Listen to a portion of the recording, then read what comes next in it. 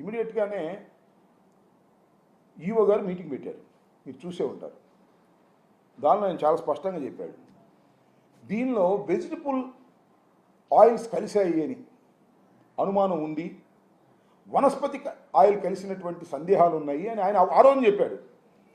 ఇవాళ ఎప్పుడైతే చంద్రబాబు నాయుడు గారు జంతువుల కొవ్వుతో తయారు చేసినటువంటి ఆయిల్ మిశ్రమం దీనిలో కలిసింది అని ప్రకటించాడో దాన్ని సమర్థించడం కోసం పాపం అధికారులు, శ్యామలరావు గారు కూడా, I know very well Shyamalarao గారు, ఎందుకంటే కొంతకాలం ఇరిగేషన్ సెక్రటరీ కూడా పనిచేశారు. ఇది నైస్ ఆఫీసర్. పాప ఆయన ఏం చేస్తాడు, ఇప్పుడు ముఖ్యమంత్రి చంద్రబాబు నాయుడు గారు చెప్పిన దాన్ని సమర్థించటం కోసం పాపం ఆయన బాధ ఆయన పడుతున్నాడు. ఇప్పుడైతే ఈ మాట చంద్రబాబు నాయుడు గారు రాజకీయంగా జగన్మోహన్ రెడ్డి గారి మీద కక్షతో ఈ మాట వాడి ప్రజల్లోకి తీసుకువెళ్ళాలని ప్రయత్నం చేశారో, ఆ ప్రయత్నాన్ని సపోర్ట్ చేయటం కోసం ఆధారాలు లేకోకుండా ఈనాడు, ఆంధ్రజ్యోతి, పాపం తిరుమల తిరుపతి దేవస్థానంలో ఉన్న శ్యామలరావు గారు, తెలుగుదేశం పార్టీ కేడరు ఎంతో ప్రయత్నం చేస్తారు. అబద్ధం ఆడినా కాస్త అతికేదట్టు ఉండాలి అనేటువంటి మాట మాట్లాడతారు.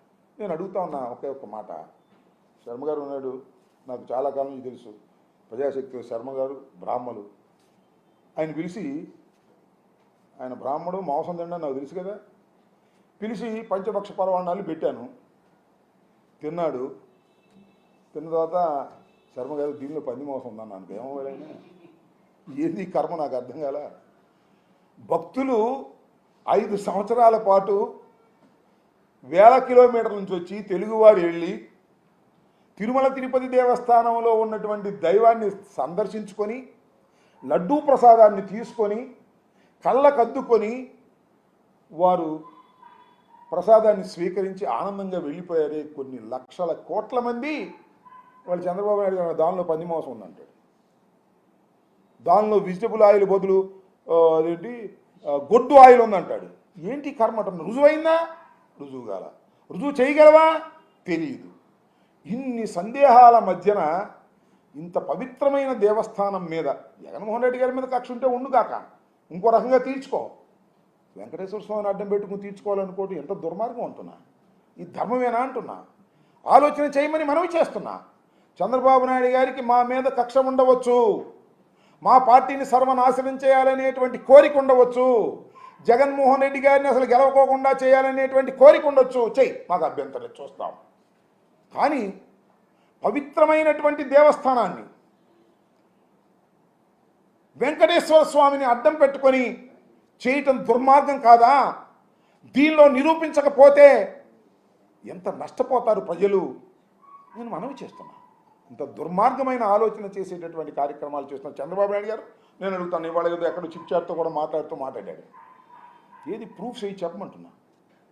నేను అడుగుతా ఉన్నా, మా సుబ్బారెడ్డి గారు కూడా మొన్న ప్రమాణ దేవస్థానం ముందుకు వచ్చి ప్రమాణం చేస్తానన్నాడు.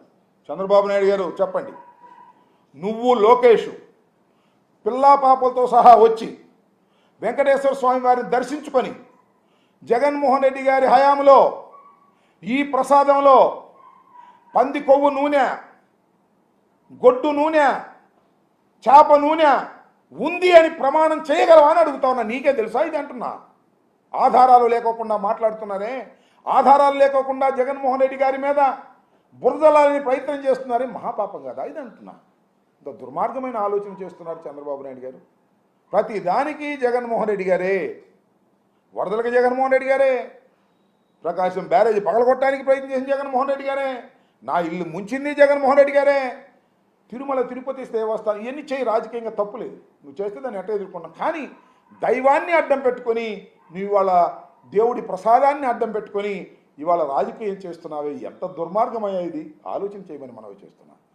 విఘ్నులైనటువంటి తెలుగు ప్రజలను అడుగుతా ఉన్నా, జగన్మోహన్ రెడ్డి గారి మీద కోపం ఉంటే ఉండుగాక, రాజకీయంగా తీర్చుకోండి. ఇలాంటి దుర్మార్గమైనటువంటి ఆరోపణలు చేసి, ఆధారాలు లేని ఆరోపణలు చేసి జగన్మోహన్ రెడ్డి గారి మీద కక్ష తీర్చుకోవాలనుకుంటే చాలా దుర్మార్గం. అదేదో స్వామి చెప్తారు కదా, కంటిలో నలుసు తీయాలంటే పెనుగుడ్డు పెరికేయాలని. కంటూ నలుసు ఉంటే తీసేయి. జగన్మోహన్ రెడ్డి గారి మీద ఏమైనా కోపం ఉంటే వేరేగా తీర్చుకో, చాలా రాజకీయ ఆరోపణలు చేసుకో.